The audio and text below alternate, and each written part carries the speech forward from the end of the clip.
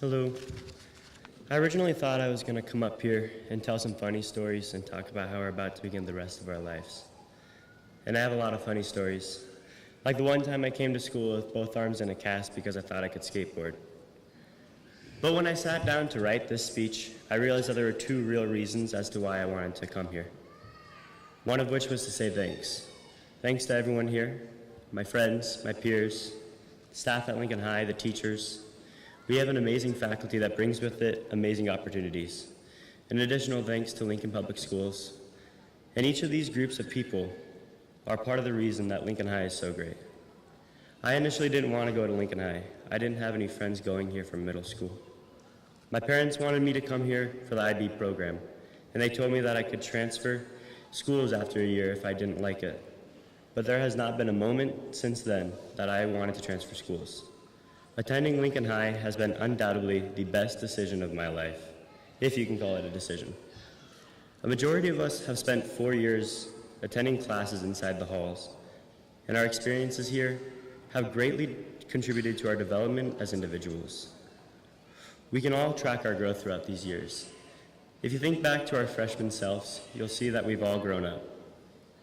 Although you can't quite tell for some of us, like my friends and I, we've all grown a little bit more mature. And like I said, Lincoln High has played a very big role in this. We'd each be a very different person had we went to any different school. And when you think about what makes us who we are as individuals, you realize that it is our past and the stories that come from it. Our society loves to tell stories. It's what's in movies, songs, paintings. It's what we talk about at dinner, and it's how you get to know strangers.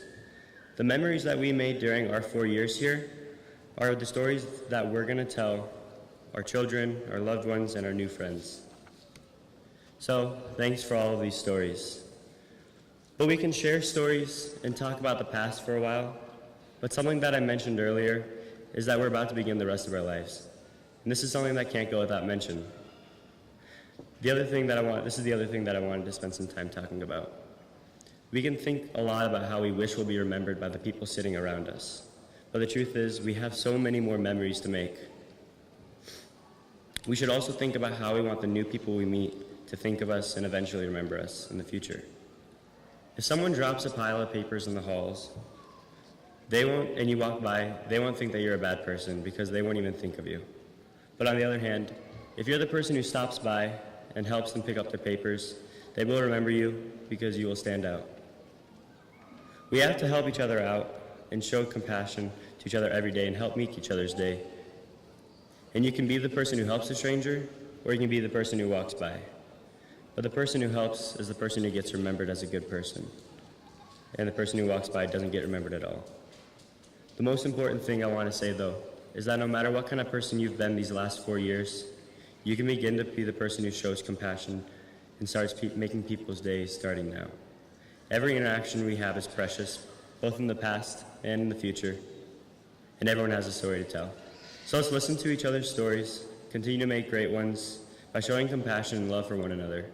And yes, we're shaped by the world we live in, but we can also shape it. So let's make a choice to leave a mark on the world and make it a better place for everyone.